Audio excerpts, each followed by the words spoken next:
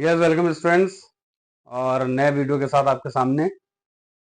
और जो टॉपिक है वो है बेटा लाइसोसोम का। ठीक है, तो आज हम आपको लाइसोसोम्स के बारे में बताएंगे। तो लाइसोसोम में देख लीजिए बेटा, ये सारे पॉइंट्स लिखे हुए हैं। सबसे पहले जो लिखा है वो ये देख लीजिए, क्या लिखा है यहाँ पर, tiny sac like spherical single membranous structure in a cell. तो यहाँ पर क्या हो गया, टिनी का मतलब होता है छोटा, आपको पता ही होगा कि बहुत ही स्मॉल होते हैं। सैक लाइक स्फेरिकल स्ट्रक्चर का मतलब क्या हो गया कि ये थैली नुमा स्फेरिकल होते हैं, यानी कि राउंड होते हैं, गोल दिखते हैं। और आपको पता होगा कि जो सेल ऑर्गेनल्स होते हैं, कुछ सिंगल मेम्ब्रेन होते हैं, कुछ डबल मेम्ब्रेन होते हैं। तो ये जो आपका लाइसोसोम है वो सिंगल मेम्ब्रेन का बना हुआ है, और ये आपका साइटोप्लाज्म के अंदर फैला हुआ, यानी कि कई ढेर सारे आपको, मतलब लार्ज नंबर में आपको लाइसोसोम्स दिखाई दे जाएंगे, किसके अंदर, साइटोप्लाज्म ऑफ द सेल, यानी कि सेल के साइटोप्लाज्म के अंदर आपको ये दिखाई देंगे। ठीक है, तो ये पॉइंट आपको क्लियर हो गया होगा। ये जो पॉइंट है जो मैंने ग्रीन में लिखा है ये इंपॉर्टेंट है। तो इसी लाइसोसोम्स को सुसाइडल बैग के नाम से भी जाना जाता है। ठीक है, वो क्यों जाना जाता है सुसाइडल बैग के नाम से, क्योंकि जब कभी भी हमारा जो सेल होता है हमारे बॉडी के अंदर, जब वो डैमेज होता है तो उस टाइम पर जो लाइसोसोम्स उनके अंदर जो प्रेजेंट होते हैं वो बस्ट हो जाते हैं, यानी कि फट जाते हैं।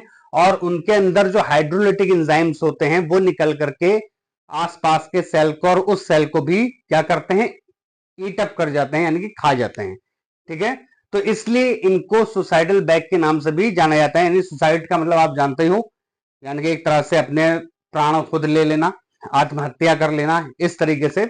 तो ये चीजें होती कब है, जब सेल के ऊपर ज्यादा प्रेशर आ जाए, या एडवर्स कंडीशन में क्या होता है कि सेल कहीं ना कहीं डैमेज होता है। और जब डैमेज हो जाएगा तो ज्यादा से ज्यादा प्रेशर एक्सर्ट करेगा कहीं ना कहीं सेल ऑर्गेनल्स के ऊपर भी। और लाइसोसोम क्योंकि सिंगल मेम्ब्रेनस है तो ये डेलिकेट माना जाता है डबल मेम्ब्रेनस के कंपैरिजन में। तो ये इजिली क्या होता है, बस्ट होता है, और फिर ये उसी सेल को और उसके आसपास के जो सराउंडिंग सेल्स होते हैं सबको वो क्या कर जाता है, ईट अप कर जाता है। इसलिए सुसाइडल बैग के नाम से लाइसोसोम को जाना जाता है।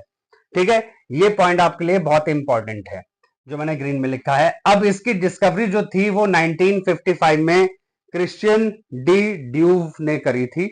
ठीक है, तो इनका साइंटिस्ट का नाम आपको याद रखना है। तो ये साइंटिस्ट का नाम काफी इंपॉर्टेंट है, ये याद रख लीजिएगा और ईयर भी याद रख लीजिएगा। Now the next point is contains powerful hydrolytic enzymes which helps in digesting or breaking down all the organic material। तो अब यहां पर ये पॉइंट आपको समझना है बेटा कि एक्चुअली जो लाइसोसोम्स होते हैं उनके अंदर क्या पाया जाता है, हाइड्रोलिटिक एंजाइम्स। तो ये हाइड्रोलिटिक एंजाइम्स जो होते हैं ये काफी पावरफुल होते हैं, और ये करते क्या है कि जो कॉम्प्लेक्स जो आपके मॉलिक्यूल्स हो गए, बायोमॉलिक्यूल्स, बायोमॉलिक्यूल्स मैंने आपको कल भी बताया था कि जितने भी लिविंग ऑर्गेनिल्स के अंदर जो मॉलिक्यूल्स पाए जाते हैं, जैसे प्रोटीन, विटामिन, मिनरल्स वगैरह, खासतौर से पॉलीसेकेराइड्स वगैरह हो गए, यहाँ पर मैंने लिखा हुआ भी है प्रोटीन, फैट्स, ग्लाइकोजन, ये सब क्या है, ये एक तरह से बायोमॉलिक्यूल्स हैं जो हमारी ही सेल के अंदर, हमारी बॉडी के अंदर पाए जाते हैं। ठीक है, तो ये क्या होते हैं, ये कॉम्प्लेक्स फॉर्म होते हैं। तो कॉम्प्लेक्स फॉर्म को हाइड्रोलिटिक एंजाइम्स किसमें ब्रेक डाउन करते हैं, सिंपलर मॉलिक्यूल्स में ब्रेक डाउन करते हैं। और हाइड्रोलिटिक एंजाइम्स का जो दूसरा नाम है वो है हाइड्रोलेज। याद रखिएगा, हाइड्रोलिटिक एंजाइम का दूसरा नाम क्या है, हाइड्रोलेज। जैसे उसमें कुछ एग्जांपल्स हैं, एमाइलेज, लाइपेज, ठीक है ना। तो ये नाम आपको रखने हैं, याद रखने हैं, ध्यान में रखने हैं। तो ये पॉइंट भी क्लियर हो गया होगा। फिर से एक बार समझा देता हूं कि जो हाइड्रोलिटिक एंजाइम्स किसके अंदर होते हैं, लाइसोसोम के अंदर। वो कॉम्प्लेक्स मॉलिक्यूल को सिंपलर फॉर्म्स में कन्वर्ट करते हैं, तोड़ते हैं। Now the next point is, ये भी इंपॉर्टेंट है कि जो एंडोप्लाज्मिक रेटिकुलम है वो हाइड्रोलिटिक एंजाइम्स को प्रोड्यूस करता है। यानी कि जो भी ये एंजाइम्स आपके बन रहे हैं वो किसमें बन रहे हैं, एंडोप्लाज्मिक रेटिकुलम के अंदर। और यही रेटिकुल जो एंजाइम्स हैं वो कहां आते हैं, वो आज करके स्टोर हो जाते हैं, कहां पर, लाइसोसोम के अंदर। ठीक है, तो इसको एक तरह से स्टोर हाउस भी कहा जाता है, किसके लिए, एंजाइम के लिए, हाइड्रोलिटिक एंजाइम्स के लिए, किसको, लाइसोसोम को। यह भी बात याद रखिएगा। फिर एक और इंपॉर्टेंट पॉइंट है, वो क्या है, गोल्गी बॉडीज फॉर्म्स लाइसोसोम्स। कल आपको मैंने गोल्गी बॉडी बताया भी था, तो उसमें पॉइंट्स कुछ ना कुछ आपको मैंने ये भी बताया था कि लाइसोसोम्स को फॉर्मेशन में भी हेल्प करते हैं। तो यहां पर ये चीज याद रखिए कि जो लाइसोसोम है, ये लाइसोसोम का जो फॉर्मेशन हो रहा है वो कहीं ना कहीं किसकी हेल्प से हो रहा है, गोल्गी बॉडी की। वैसे देखो बाकी तो डिटेल होगा, वो आपको अभी नहीं बताना, क्योंकि वैसे ही बहुत टॉपिक आपका बढ़ जाएगा 9th क्लास के हिसाब से। तो ये सब चीजें आपके 11th क्लास में आएंगे, जब आप 11th क्लास में सेल पढ़ोगे। ठीक है, अभी फिलहाल आपके 9th के अकॉर्डिंग, ताकि आप जो है सिर्फ point to point, cut to cut आप उस चीज को देख करके नोट डाउन करें और समझें। अच्छा, नेक्स्ट पॉइंट आ गया क्या आपका, also known as waste disposal system. Lysosome को हम वेस्ट डिस्पोजल सिस्टम के नाम से भी जानते हैं। जैसे कि आपको पता है कि सेल के अंदर जो भी फूड पार्टिकल जाता है, तो वो कहीं ना कहीं क्या होता है, डाइजेस्ट भी होता है। ठीक है, और डाइजेस्ट करने में कहीं ना कहीं हेल्प कौन कर रहा है, आपका हाइड्रोलिटिक एंजाइम जो लाइसोसोम के अंदर होता है। ठीक है ना, तो एक तरह से ये भी कह सकते हो कि जब डाइजेशन जब होता है, आप जानते हो डाइजेशन के बाद एक्सक्रीटा यानी कि जो वेस्ट मटेरियल होता है वो सेल के अंदर बनता है। तो उस वेस्ट मटेरियल को डिस्पोज करता है कौन, लाइसोसोम। तो लाइसोसोम कहीं ना कहीं हेल्प कर रहा है सेल के अंदर से डिस्पोज करने के लिए, किसको, वेस्ट मटेरियल को, with the help of hydrolytic enzyme. ठीक है ना। तो now the next point is also remove the worn out cell organelles. अब ये पॉइंट भी आप समझो कि वॉर्न आउट सेल ऑर्गेनल्स यानी कि अब जाहिर सी बात है, जैसे हमारी बॉडी है, हमारी बॉडी में कुछ अंग खराब हो जाते हैं, तो ऐसे ही सेल के अंदर भी कुछ सेल ऑर्गेनल्स है तो ऐसे होते हैं जो कुछ कंडीशन और सर्कमस्टांसेस में किसी वजहों से खराब हो जाते हैं, नॉन फंक्शनल हो जाते हैं। तो वो क्या हो गया, वॉर्न आउट हो गया, यानी कि नॉन फंक्शनल जो हो गया वो क्या हो गया बेटा, मतलब अब उनका फंक्शन नहीं रहा, वो हमारे लिए बेकार हो गया, यानी कि सेल के लिए वो सेल ऑर्गेनल्स बेकार हो गए। तो वो वॉर्न आउट सेल्स को भी रिमूव करने में हेल्प कौन कर रहा है, लाइसोसोम। ठीक है ना। तो ये सारी चीजें, ये सब किसकी हेल्प से हो रहा है, लाइसोसोम के अंदर क्या है, मैं बार बार बता रहा हूं, हाइड्रोलिटिक एंजाइम, यानी कि एंजाइम को याद रखो आप। अच्छा, अब यहां पर आपने देख लिया बाय डाइजेस्टिंग देम, यानी कि अच्छा ये पॉइंट आपको फर्दर और बताया गया कि जितने भी सेल ऑर्गेनल्स रन आउट हो गए वो डाइजेस्ट हो जाएंगे। ठीक है, बार बार बताया जा रहा है हाइड्रोलिटिक एंजाइम्स की वजह से, किसके अंदर, लाइसोसोम्स में। इसलिए लाइसोसोम्स को सेलुलर हाउस कीपर्स के नाम से भी जाना जाता है। इस पॉइंट को आप पूरा कंप्लीट देख लो, अब आपको समझ में आ गया होगा कि लाइसोसोम्स को सेलुलर हाउस कीपर्स के नाम से भी जाना जाता है। क्यों, क्योंकि वो सेल्स के जो वॉर्न आउट, जो खराब हो गए सेल ऑर्गेनल्स हैं, उनको डाइजेस्ट कर देता है, उनको डिग्रेड कर देता है, उनको खत्म कर देता है, ईट अप कर लेता है, यानी कि खा लेता है, खत्म कर देता है। Now the next one is, ये बहुत इंपॉर्टेंट है, हेल्प्स इन ऑटोफैगी।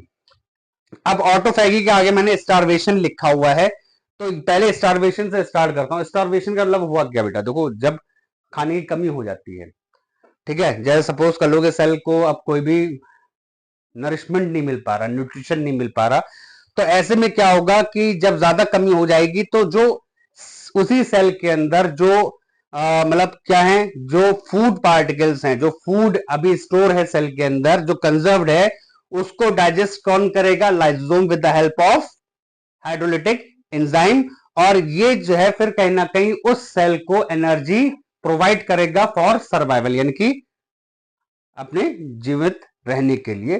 तो इस पॉइंट को भी आप समझो, यानी कि ऑटोफैगी के अंदर, यानी कि सेल्फ डाइजेशन, सेल्फ नरिशमेंट के लिए, कब, जब खाने की कमी हो जाए, तो ऐसे में लाइसोसोम क्या करते हैं, डाइजेस्ट कर लेते हैं खुद ही उनके अंदर मौजूद फूड को, और उस फूड से फिर वो एनर्जी प्रोवाइड करता है किसको, कंप्लीट सेल को, जिसके अंदर ये प्रोसेस चल रहा है, ताकि फर्दर वो सेल सरवाइव कर सके। ठीक, तो ये सारे पॉइंट्स यहां पर क्लियर हो गए।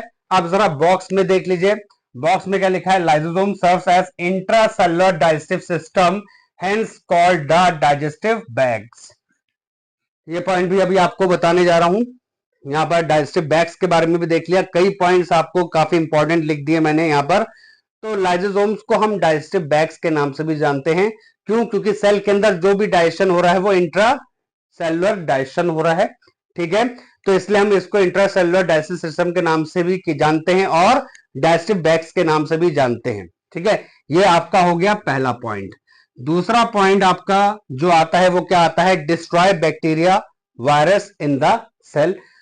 तो ये याद रखिएगा कि जो भी आपके फॉरेन पार्टिकल्स हैं या फॉरेन प्रोटीन्स हैं, या फॉरेन पार्टिकल्स में जैसे बैक्टीरिया, वायरस है, वो जब कभी भी सेल के अंदर आते हैं, एंटर करते हैं, तो उस टाइम पर लाइसोसोम्स उनको क्या करता है, डिटेक्ट कर लेता है। ठीक है, और फिर हाइड्रोलिटिक एंजाइम्स की हेल्प से उनको डिग्रेड कर देता है, डिस्ट्रॉय कर देता है। ठीक ना, तो ये पॉइंट आपको याद रखना है। WBC उसका अच्छा एग्जाम्पल है, यानी कि व्हाइट ब्लड सेल्स, ठीक है, जिसको आप ल्यूकोसाइट के नाम से भी जानते हो। फैगोसाइटोसिस होता है बैक्टीरिया वायरस का, ठीक है, इंगल्फ कर लेता है पूरा सेल, और उसके बाद फिर उनके अंदर जो लाइसोम्स होते हैं वो पावरफुल हाइड्रोलिटिक एंजाइम से उसको क्या कर देते हैं, पूरी तरह से डिग्रेड और डिस्ट्रॉय कर देते हैं। तो ये पॉइंट आपको समझ में आ गया होगा। एक पॉइंट चलते चलते मैं आपको बता दूं कि कहीं ना कहीं फर्टिलाइजेशन में भी हेल्प करता है कौन, लाइसोसोम, क्योंकि लाइसोसोम जो है वो पाया जाता है एक्रोसोम पार्ट में, यानी कि आप अगर देखें तो जो ह्यूमन स्पर्म होता है, ठीक है ना, जो जिसको शुक्राणु के तो नाम से भी जाना जाता है, ठीक है, ये सेक्स सेल्स होते हैं, ठीक है, मेल का अलग होता है, फीमेल का अलग होता है, तो ये मेल सेक्स सेल्स हैं यानी कि स्पर्म्स, ठीक है। तो इसमें आप जो सबसे ऊपर का जो पॉइंट देखोगे हेड के ऊपर का, वो पार्ट होता है एक्रोसोम। तो एक्रोसोम के अंदर जो है बेटा क्या पाए जाते हैं, लाइसोसोम्स। जाहिर सी बात, अब ये भी आप समझ लो कि जो हाइड्रोलिटिक एंजाइम जो उसके अंदर पाया जाता है, वो कहीं ना कहीं जब फर्टिलाइजेशन होता है ओवा के साथ, यानी कि फीमेल एक्सेल के साथ, तो जो उसकी जो आउटर मोस्ट जो लेयर होती है उसको डिसॉल्व करने में हेल्प करेगा कौन, acrosome, with the help of, किसकी हेल्प से, लाइसोसोम के हाइड्रोलिटिक एंजाइम की हेल्प से। और इस तरीके से स्टार्ट होता है क्या, फर्टिलाइजेशन प्रोसेस, किसके अंदर, ह्यूमंस के अंदर, आप कह सकते हो हायर एनिमल्स के अंदर कह सकते हो। ठीक है, तो ये पॉइंट्स आपको मैंने समझा दिया, होप कि समझ में आया होगा। बाकी आप इसके नोट्स प्रिपेयर कर लीजिए। क्वेश्चन आपके सामने है कि सेल के अंदर डायस्टिक बैग्स क्या होते हैं, ठीक है, आपके सामने सुसाइडल बैग आ गया, ये क्या होता है, हाइड्रोलिटिक एंजाइम्स ये क्या होते हैं, बायोमोलिक्यूल्स क्या होते हैं, ठीक, सेलुलर हाउसकीपर्स कौन है, ये अच्छा क्वेश्चन है। मतलब ये इस तरह के क्वेश्चन है जो घुमा फिरा करके एग्जाम में पूछे जाते हैं। अब आप इसको नोट कर लीजिए। नेक्स्ट वीडियो में मिलता हूं दूसरे सेल ऑर्गेनल यानी कि माइटोकॉन्ड्रिया के साथ। Thank you very much.